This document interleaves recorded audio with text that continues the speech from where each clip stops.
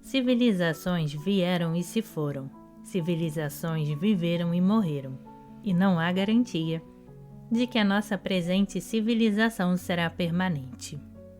Em algum tempo futuro, uma nova raça de homens pode encontrar montes dessas caixas de biscoito que chamamos de edifícios e casas. E eles podem até descobrir discos de rock and roll que testemunhem o nosso estado de civilização. O ponto é que, assim como outras civilizações passaram de vista, então muitas mais também podem passar, antes que a verdade que todo místico tem revelado seja descoberta e demonstrada, que é o homem ter inerente em si mesmo a capacidade de abrir mão de tais medidas de proteção como a autopreservação, e abrir a porta dentro de sua consciência para receber o Espírito de Deus. Existem dois níveis de consciência. Existe o nível espiritual e incorpóreo, como descrito no primeiro capítulo do Gênesis. Neste nível, o homem criado à imagem e semelhança de Deus mostra-se sem pecado, nem doença, morte, privação, limitação. Não há qualquer homem sendo desumano com outro homem. Aqueles nascidos na consciência do primeiro capítulo do Gênesis não têm nem pai nem mãe. Eles são a consciência de Melquisedeque. Eles não são a prole física e eles não têm parentesco humano. Eles são incorpóreos.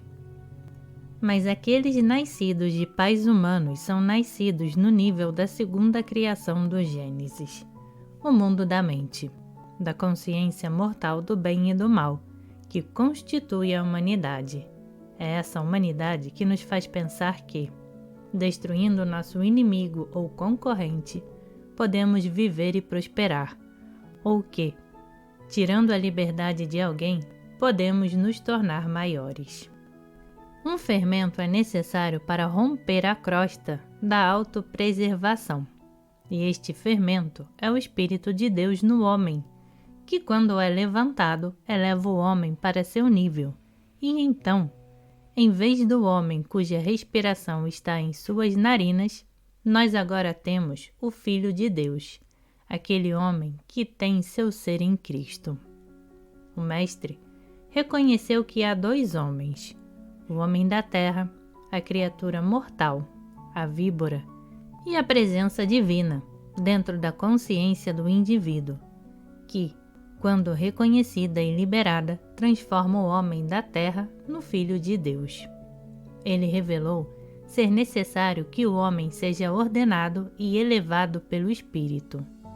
O homem não pode ser espiritualizado por meio de um diploma ou uma licença. Ele não pode ser ordenado por uma organização. Formas externas de culto não contribuem para uma vida espiritual e para o desenvolvimento da pessoa, a menos que o rito exterior seja acompanhado por um espírito interior, pela graça. É a experiência da presença em si que é necessária para o progresso espiritual. Se não podemos ver, ouvir, provar, tocar ou cheirar o Espírito de Deus, nós podemos experimentá-lo, abrindo a porta interna. A meditação é a chave que abre a porta. Eis que estou à porta e bato. Apocalipse 3:20. Deus está à porta, e a porta está dentro de nós. Mas não é uma porta para o mundo externo. É uma porta que leva ao mais profundo reino do nosso ser.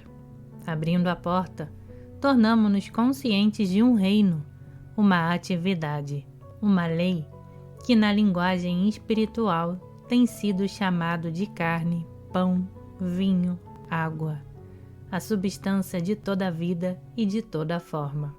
Nós abrimos a porta dentro de nossa consciência para que possa haver libertação de dentro de nós, do invisível, do Espírito de Deus no homem. Uma vez que tenhamos alcançado ou tocado o reino interior, não estamos mais vivendo para nós mesmos, nem mesmo vivendo para as nossas famílias exclusivamente, mas estamos participando mais ativamente nos assuntos do mundo e naquelas coisas que fazem de alguém mais feliz, mais bem-sucedido e mais pacífico em seu modo de vida. O reino de Deus não liga com algo separado e à parte do ser vivo. O reino de Deus se preocupa com a nossa vida diária. Não é para nos tirar do mundo, mas sim nos deixar no mundo, mas separados e além de seus aspectos negativos. O meu eu, que está de pé batendo na porta da nossa consciência, nos traz a paz, mas não como o mundo a dá. João 14, 27. Mas minha paz, a paz desse eu. Não adianta nada olhar para fora e imaginar de que forma essa paz virá, porque ela não vem em forma mundana. Estranhamente, no entanto, quando a paz interior vem, ela forma e reforma a nossa vida exterior. Ela muda nossas relações com outros seres humanos, muda a natureza e a quantidade de nosso sofrimento, porque é sua função providenciar que sejamos alimentados e vestidos abundantemente. Todas essas coisas nos serão adicionadas, mas elas não serão adicionadas por pensarmos nelas. Abandona o pensamento sobre as coisas, volta-te para dentro e admite a mim. Abre a porta interna da tua consciência para que eu possa entrar no templo do teu ser, porque na realidade eu sou o templo do teu ser, eu sou o Senhor de teu ser. Relaxa e descansa e contempla como eu, o Espírito de Deus em ti, vou adiante de ti para preparar o caminho. Esta é minha função. Para este propósito, eu plantei a semente do meu ser dentro de ti. Para este propósito, eu soprei a minha vida em ti. Em nosso trabalho, a ênfase não está em tentar ser mais amoroso, mais justo ou mais gracioso. Toda a nossa atenção é centrada em admitir o Espírito e então ele será mais amoroso e gracioso através de nós. Expressará paciência e benevolência a partir de dentro de nós.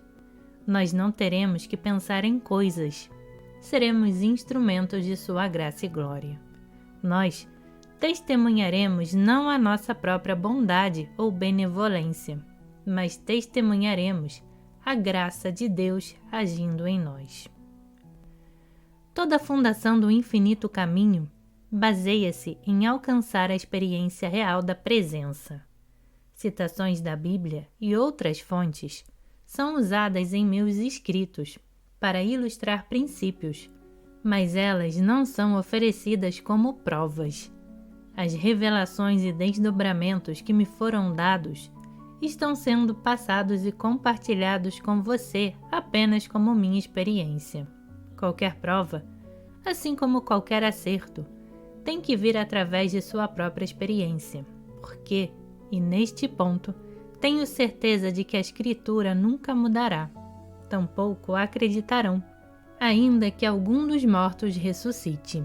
Lucas 16:31.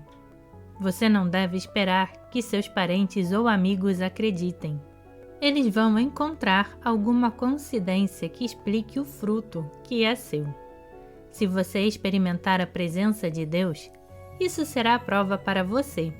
E mais ainda, lhe será dado o princípio por meio do qual você poderá ajudar seus vizinhos, amigos e família, mesmo sem o seu conhecimento ou reconhecimento.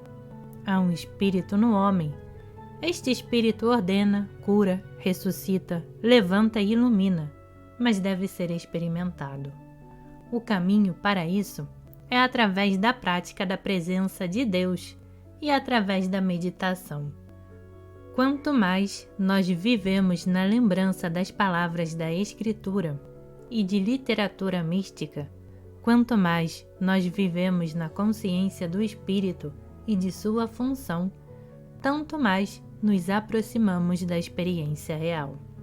Praticar a presença traz um silêncio interior e uma quietude, ao menos em maior medida do que até então conhecíamos. Traz mais perto o dia em que a experiência vem, e então nós entendemos que o Mestre queria dizer quando disse: "O Espírito do Senhor está sobre mim, porque Ele me ungiu." Lucas 4,18. A consciência mais alta é demonstrada de muitas maneiras. Ao longo da literatura mística, lemos sobre vestes, e nos foi dito que o mestre usava um roupão branco sem costura, o que significa que a sua consciência foi vestida com integridade perfeita e incorpórea da pureza do espírito. O manto sempre teve um misticismo significativo. Há vestes brancas que descrevem o verdadeiro e incorpóreo Espírito de Deus no homem. Há o manto púrpura da realeza, que é um estado de consciência indicador mais de poder temporal do que espiritual. Também há vestes amarelas, comumente usadas por homens santos no Oriente. Todos estes servem para indicar estados de consciência. Nós não estamos preocupados se somos adornados com vestes materiais, mas, no entanto, estamos preocupados em estarmos sempre vestidos no espírito. Há o anel de joias, simbolizando a autoridade do Filho de Deus, o anel que às vezes é beijado, como um reconhecimento da autoridade divina. O anel em si não tem poder, mas se beijado exteriormente ou beijado interiormente, invisivelmente, poderia ter poder se isso fosse feito no reconhecimento dessa pérola de grande valor. Mateus 13,46. A palavra que é sem forma. Qualquer reconhecimento desse habitar na palavra é equivalente à cerimônia exterior do beijo do anel. A comunhão exterior é a experiência de abrir a porta interna, onde eu e meu Pai, João 10:30, podemos comungar, não como se fôssemos dois seres, mas como o Pai revelando a si mesmo, como a natureza mais profunda do nosso próprio ser. É uma comunhão que ocorre quando o Espírito do Senhor Deus está sobre nós e estamos conscientes de sua presença espiritual. Quando nos tornamos conscientes desse Espírito do Senhor Deus sobre nós, é como se fôssemos lavados, como se ocorresse um batismo. É como um fluxo de água forte, mas suave, tocando-nos por fora, mas ao mesmo tempo, como se este fluxo de água fosse nos permeando por dentro, fluindo através das veias. Este é realmente um batismo do Espírito. Seu símbolo exterior é água pura, mas aquele batismo não tem valor, a menos que seja acompanhado pela experiência interior. A unidade do eu e meu Pai é uma experiência interior, em que o Espírito de Deus se mescla com o nosso espírito. A vida de Deus se torna a nossa vida, e até mesmo o nosso corpo se torna o templo de Deus. Esta é a unidade espiritual que ocorre como resultado da abertura da consciência. A consciência pode ser aberta de duas maneiras. Uma muito rara e experimentada por apenas algumas pessoas em toda a história do mundo. É quando Deus abre a porta da nossa consciência sem qualquer ajuda nossa. A outra é a porta aberta através da meditação, comunhão e através de uma capacidade interior de habitar no espírito. Existe uma experiência que ocorre dentro, que atesta o fato de que somos um com o Pai, e tudo o que o Pai tem é nosso. Repetir palavras ou pensamentos é perda de tempo, a não ser que até possa levar à experiência real. Fé no poder de algum arranjo de palavras é tão fútil quanto a fé em um bezerro de ouro. Quer externemos um bezerro de ouro, ou se temos um bezerro de ouro internamente, na forma de decretos, palavras ou pensamentos, estamos igualmente muito distantes. Os pensamentos são legítimos, as palavras são legítimas. se soubermos que a mensagem da verdade é legítima, mas apenas como degraus para a experiência da presença interior. Quando, na nossa meditação, abrimos a porta da consciência e sentimos a presença entrar, e fazemos isto sem procurá-la na forma, porque isso seria apenas mais um bezerro de ouro, então esperamos na consciência uma garantia, uma paz em nós que nos dá a certeza de que Deus está em campo. A cura espiritual ocorre somente quando o Espírito de Deus dá testemunho dentro da consciência de quem quer que seja que esteja em oração. Oração ou tratamento separados e à parte da experiência da presença de Deus não curam. Por outro lado, a experiência da presença de Deus muitas vezes faz com que a oração ou o tratamento sejam desnecessários. Os praticantes do caminho infinito são ensinados a não confiar em qualquer oração ou tratamento, a menos que eles sintam que o Espírito de Deus está dando testemunho com eles, e então eles recebem uma liberação interna. Às vezes, a própria voz pode declarar: "Este é meu filho amado, tudo está bem", ou "Eu estou em campo, nunca te deixarei ou te abandonarei". Mas se vem em um caminho tangível, com uma voz ou alguma outra forma, deve haver uma garantia interior de que Deus está em cena. Caso contrário, a oração ou o tratamento não terá sucesso. Isto é igualmente verdade no trabalho espiritual que fazemos em conexão com nossa família, negócios, na vida artística ou profissional. A experiência real da presença deve ser sentida dentro de nós. Quando é assim, o milagre acontece no reino exterior. Outra razão para a ausência de cura é que muitas vezes estamos buscando cura em vez de totalidade. Buscar a cura significa desejar se livrar de algum mal, alguma dor, alguma discórdia, alguma má formação ou alguma desarmonia. Por este caminho, não há como chegar a Deus. O único caminho direto para ir a Deus é a experiência da plenitude em Deus. Isso significa a vontade de sermos lavados das características humanas a que cada um nos agarramos. Todos nós temos traços humanos que ficaríamos felizes em nos livrarmos, mas pode haver outros que não permitiríamos que nenhum homem tomasse de nós. E esses que são de fato as barreiras para a cura. Conforme observamos até que ponto gostaríamos de substituir uma condição humana ruim por uma boa, saberemos por que nossas orações não são respondidas.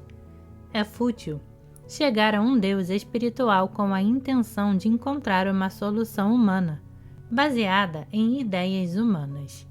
Nós devemos estar dispostos a renunciar a todos os conceitos quanto à solução de qualquer problema, porque o sucesso vem somente com a renúncia de desejos humanos ou materiais, assim como do desejo do governo de Deus na Terra. Mas quando nós abrimos nossa consciência para uma solução espiritual, ela surge de uma forma humana que nunca poderíamos ter pensado ou planejado. Ir a Deus pela plenitude, pela integridade do manto, pela completude do Espírito, pelo real batismo, significa uma vontade de ser cuidadosamente lavado e purificado por dentro e por fora. A cura espiritual é uma atividade bonita, se pudermos nos elevar acima do desejo de curar alguém, se pudermos nos levantar acima do sentimento de pena pelas doenças e dores da pessoa, ou se nós pudermos nos elevar acima da tentativa de tirar alguém de sua aflição. Caso contrário, mesmo que conseguíssemos alguma coisa, 99 em 100 pessoas voltariam a algo pior. Mas onde há uma transformação de consciência, isso é outra coisa. Os estados metafísicos de consciência, em que, Em sua maior parte, há uma preocupação com efeitos como demonstração de saúde, suprimento, pureza ou superação de falsos apetites. Não é parte do misticismo. No misticismo, procuramos apenas a obtenção dessa mente que também estava em Cristo Jesus. Filipenses 2:5. A obtenção do manto, o homem integral. Até que haja um reconhecimento de que existe um eu de pé, na porta da consciência, não há possibilidade de se entrar no reino místico. Quando existe esse reconhecimento, no entanto, a consciência é imediatamente aberta para receber o Espírito e, eventualmente, nós chegamos ao ponto de onde podemos dizer com Paulo: vivo, não mais eu, mas Cristo vive em mim.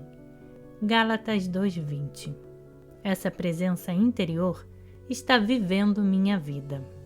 Abrir a consciência ao influxo do eu nos dá uma habilidade mais apurada, seja no mercado, nas artes ou nas profissões, porque esta consciência de quarta dimensão não só nos ativa, mas também nos motiva a pensarmos em termos do bem universal, em vez do bem pessoal. Nós mudamos nossa consciência do homem mundano para do homem espiritual.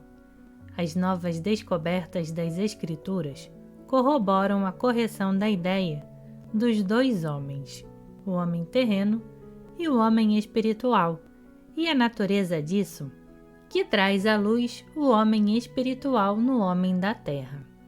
Mas o mundo metafísico não aceitou a ideia de dois homens. Em vez disso, insistiu que um ser humano é espiritual e perfeito, o que é ridículo quando observamos a pessoa que se está proclamando espiritual e perfeita. Na Bíblia, o homem é identificado em sua dupla natureza: o homem da terra, que deve rejeitar a mortalidade e aceitar a imortalidade, para que o mortal seja absorvido pela vida. 2 Coríntios 5:4. Chegamos a isso por uma transformação de consciência. Essa transformação pode chegar através de qualquer intervenção direta de Deus, como no caso de Moisés no topo da montanha, ou através da intercessão de um professor espiritual. Quando Jesus disse: "Não chameis a homem algum de pai sobre a terra", Mateus 23:9, ele estava revelando que o princípio criativo de um é o mesmo para todos. Portanto, todos nós devemos ser iguais, mas não em formas de expressão. A beleza não é encontrada somente em uma rosa. Podemos ver beleza em uma pedra ou em um pedaço de madeira. Então, também nós temos que perceber que a inteligência é concedida por Deus, mas nem todos nós vamos expressar a mesma quantidade dela. Inteligência está armazenada dentro de nós, mas a quantidade que expressamos é determinada por quanto nós a atraímos. Pelo nosso viver dos princípios da verdade, sem falarmos deles, outros testemunham o que acontece e são levados a nós. Este é o princípio do infinito invisível. Nós não temos que falar a verdade, não temos que anunciá-la, nós temos que vivê-la, e depois ela se espalha a partir de nós, sem que estejamos conscientes de como isso aconteceu. Nenhum de nós sabe por que as pessoas são influenciadas na direção da verdade. A única coisa que sabemos é que ela não é humanamente induzida. O maior poder sobre a Terra é o poder do silêncio. O poder espiritual não pode ser expressado em palavras ou pensamentos, nem pode vir através de palavras ou pensamentos. Apenas através do silêncio, quando os sentimentos estão em repouso, o poder espiritual pode ser liberado. É por isso que, se estamos em oração por algum nosso próprio problema, ou por um problema de outro, ou num nível mais amplo, por um da nação ou do mundo, O ensaio de princípios espirituais básicos em nossa mente é apenas um passo levando a um período de silêncio absoluto, pelo qual esse espírito invisível pode surgir. Se não tivermos cuidado, ficaremos presos na crença no poder temporal, o poder dos números ou o poder de alguma atividade humana de fazer o bem.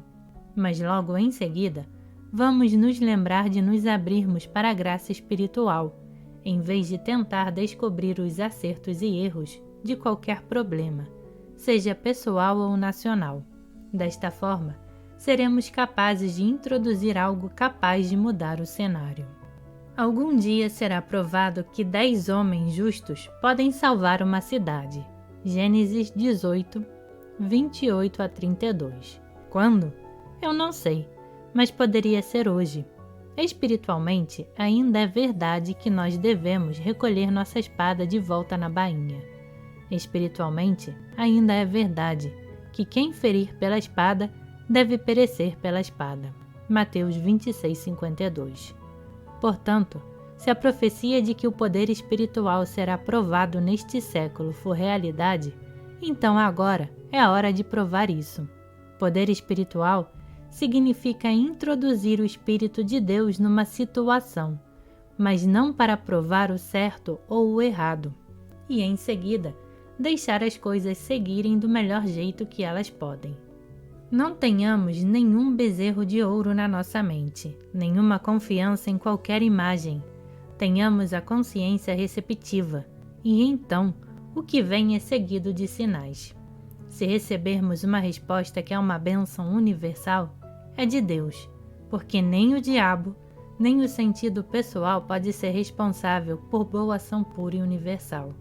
Quando entramos em meditação e fechamos nossos olhos para este mundo, João 16:36, vamos nos lembrar que estamos agora no corredor, ou ao menos estamos atrás da porta que se abre para o infinito. Através da nossa consciência, temos acesso ao infinito de Deus e à atividade de Deus, a substância e a lei de Deus. Tudo isso está dentro de nós. Entremos em meditação e sigamos para chegar ao Espírito com o propósito de iluminação, com uma completa liberdade de conceitos e, em seguida, receber a verdade de que há realização e liberdade na presença de Deus, liberdade de qualquer senso de limitação.